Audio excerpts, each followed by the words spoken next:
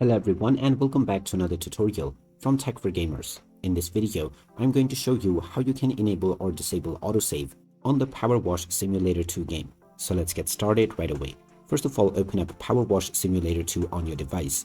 And after you start your game, if you wish to turn off autosave within this, then in order to do so, just press the escape button or pause your game. Now from the home menu, you will need to click on the gear icon at the top section. Here, make sure that you are within the General tab. And now the second option is the autosave toggle. By default, it is turned on, which means that there is a white marker within the box. If you click on this, then it will be removed.